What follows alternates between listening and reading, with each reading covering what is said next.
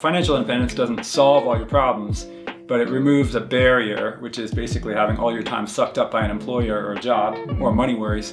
It helps you get rid of all that, so that it opens up a lot of space, and then your problems are still there. So now, but you have to work on them, and you have time to work on them, and probably more energy.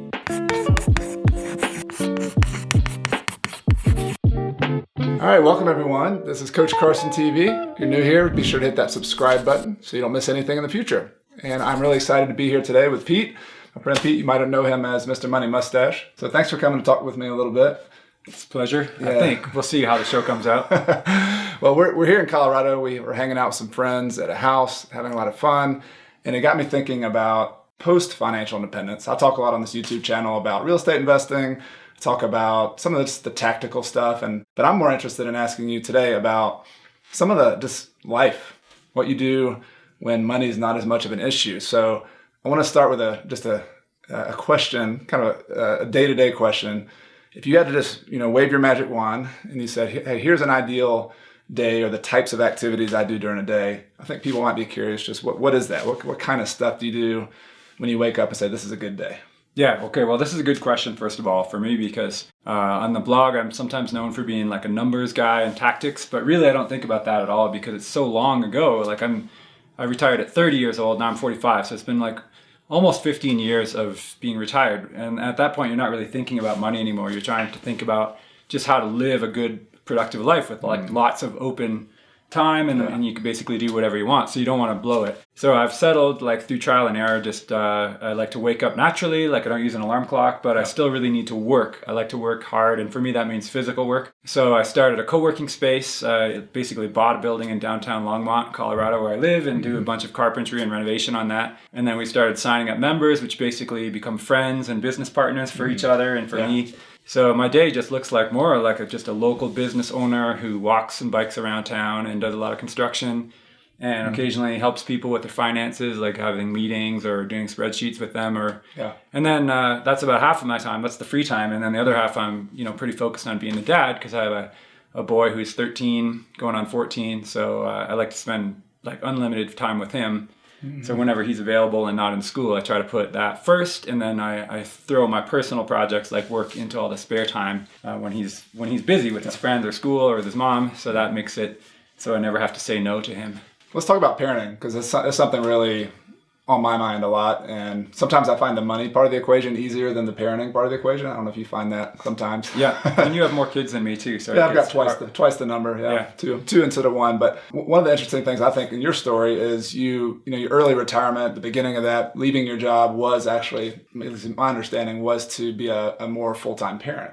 Yeah, is that right? Definitely. Yeah, because I knew I'm not a great multitasker, so it's always about know thyself. Some people are really good multitaskers. I always like to be really focused at work and no compromises, and then I wanted to be the same when dad time was going to come up because I saw how hard it was for my coworkers who were trying to split their time. Yeah. So I knew that by quitting work before, my wife at the time and I knew that we wanted to have full-time parenting for both of us. So it was a bit of a challenge, but we were able to save up and quit because we had a fairly low-cost lifestyle and only one child to raise too, which is less expensive. And it was, looking back, that was the smartest thing we ever did. It was no questions, because it was like a freight train hitting us, like how intense it is to have a child, especially a baby, when you're not allowed to sleep or anything like that. Yeah, I think about, so often in the financial independence discussions, it's about making trade-offs and thinking about one thing versus another. At least for me personally, when I think about, all right, into my life, what are the kind of things I'm going to regret? The time I spent as a parent, like that, if I missed that, I mean, that to me would be like one of the biggest regrets. So it's for me personally, it's one of the biggest motivations to figure out the finances, do all, take care of all that stuff so that you can then go figure out trying to be a parent, not be a perfect parent, but just have time, right? Yeah, and you've still, you and your wife have managed to run a lot more stuff than I did. So I would say you're better multitaskers. You're doing coach course and stuff now, and you've written a book and all this, but I assume that if you had been really struggling for money, you would have been more burned out and less able to do parenting stuff. That's true. Yeah. So parenting obviously was a big motivation for you. Talk to me a little bit about work, because I like your philosophy, and I think for those of us who have reached financial independence and money is not as much of a thing, sometimes we get criticized a little bit because you're still working. So I love your philosophy on work, specifically when you talk about how you think about the money side of work. So I think as you said one time, if I'll do work, the only work I'll do is if I just completely take money out of the equation. If I paid $0 for that, I would do it. So talk to us a little bit more about that. That's right. Because sometimes you get caught up in old habits. So if you're used to having a job, and the longer you have this job, you think, okay, I work for money. So the better the money is, the harder I'm going to work. And then sometimes when people get enough money, their old habits stay with them. So so you're like, okay, I'm going to quit my job because I don't like it. And then your former employer or maybe someone flattering comes along and we're like, well, you're so skilled. Like, why don't you just come back and do some more like banking, just do a few more deals that you didn't really want to do, but it's like a lot of money. So your ego and your wallet is flattered. Yep. And then a lot of people that I know, like close friends of mine, have gone back in industry that they did not want to go back into because they were flattered and they're like, yeah, it's so easy money. But they don't have any use for that money. They had plenty to begin with. So you have to challenge yourself, at least for me. And I say, well, would I do it for free? Like if someone's offering money to do something for me, I will only say yes if I would also do it for free. And then if it does come with money, it's okay. Right. But I already have learned now 15 years into this that when I get more money, I think I want it. And then I just put it in, I just throw it away. Not throw it, I save it. I put it into investments or give it away. And it doesn't make me any happier because I already had enough to begin with. So that's the lesson is if you have enough of something, then getting more than enough is not any better than enough. So if you have a hobby or you have a job and you like doing it and you would do it for free, I mean, there's nothing wrong with that, right? I mean, right. That's a big part of a lot of people's lives post-financial independence. Yeah, and for me, it's construction, which I know is not for everybody, but I'm just like a carpenter, and that's very soothing for me. So I do a lot of it. Most of it's free, like for friends and family or people like who need it. And then sometimes I get paid. I mean, it's a pretty small amount because carpenters don't make as much as like, doctors or bloggers even. But I don't care. I'd way rather do that than make 100 times more money, like selling out to a bank or something like that. Well, this begs the question. So, I mean, it's pretty easy to measure money. So often we say, hey, I'm worth this much, I have this much, I get paid this much per hour. And so if you start taking money out of the equation, specifically with work, how do you measure it? How do you measure your day-to-day basis? And I know you talk a lot about this on your blog, and it's kind of behind the money, but how should, if money's out of the equation, what do we start measuring our day-to-day life by? Yeah, well, you don't necessarily have to have numbers to it. For me, it's try to get more in touch with emotions because I'm known for being maybe a little bit too much of a Spock type character, like a robot or too logical. So engineer brain. Yeah, so I try to get more logical, and so I write in a journal now. So it's about feelings and how do you feel. So every morning I have this thing called the 5-minute journal where you just write 3 things you're grateful for in the morning, and then at the end of the day you write 3 things that went well that day, and maybe things that could be improved. So super open. No spreadsheets involved, but it's just making you get in touch with your feelings, and then you can realize, like, at the end, how did the day feel, and would you like to have more days like this or less? Yeah. So for me, I've got it boiled down pretty easy. Really, I just have to spend a lot of time outside. I got to help people, like talk to people, have nice conversations at least a little bit, and I got to use my body, like, for physical stuff. And if I do that, it's pretty much guaranteed to be a good day.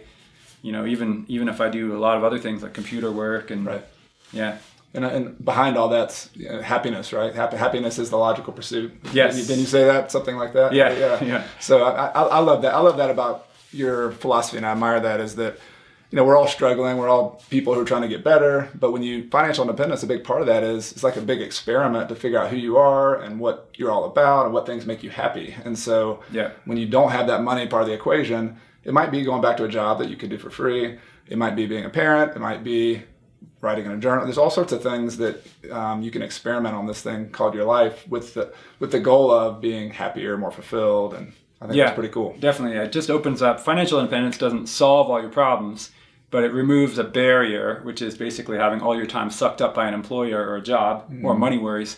It helps you get rid of all that, so that it opens up a lot of space, and then your problems are still there. So now, but you have to work on them, and you have time to work on them, and probably more energy. And one of those things you can do first is work on your health, because a lot of people let their health go in exchange for their work. Like, I don't have time to work out because I have to drive to work and then be in the office all day. So financial independence, I would always say, first thing you do is put health first. So you're getting lots of exercise time, because it sounds like a gym rat thing to say, but really it's a very big change to your mental state as well, so that you'll just have better hormones, you'll have happier days, and it'll give you the energy to work on whatever else you need to work on to get yourself a happy life. And you'll have more time to spend with your kids and everything. So financial independence is really about time, getting your time back. Agree, 100%. So as we close here, do you have any tips specifically for people who are kind of on that journey? Maybe they're just getting started. Maybe they've just learned about this idea of becoming financially independent. Maybe any practical tips or things you would tell them to keep in mind as they're kind of pursuing that goal? A good one that I haven't given out before is think not about what you can add to your life, but what you can subtract to your life. Because most people, especially here in the United States, they've got too much. They've said yes to too many activities and fun things, and their job is already a big part of the thing, and maybe they have like season's tickets to something, and basically they don't have enough free time to unwind and really like make themselves better and develop skills. So the first thing you could do is figure out what you can cut out of your life activity-wise, and if you have a boat you don't use very much, you sell that, or if you have a lake house that you wish you could go to more, instead just sell it and just focus your time more on like cleaning up and getting organized with what you do with your days so that they're healthy and effective, and they're also going to cost less, and then that will let you step up to the next level of, okay, wow, I just realized there's a better job down the street that I hadn't, or I just realized these great ways I can make or save more money. And so you're freeing up mental space even before you have any money in the bank. Yeah, that's that space that can be applied to so many things. Your money, your health, your career, whatever it might be. Yeah. Love it. Good tip. Well, I know you have a YouTube channel, right? And your blog. Can you tell people where they can hang out with you and follow along a bit more? I'd say the blog is I pay more attention to that still, MrMoneyMustache.com. And we do have a YouTube channel. My son and I occasionally make stuff from that. He's been bugging me to make some more because he's a great producer. Yep. So I love his music. His music's awesome. It's the cool. channel is really just an excuse for him to put his music as a showcase, as like intro and outro music and everything. But he's also a great video editor. So we'll work on that over the next year and as our time together permits. Yeah. Well, thanks for your time, Pete. All right, it's been a pleasure. All right. See you around. All right, see you around. Cool. Yeah, I wonder how many minutes that was. Let me look.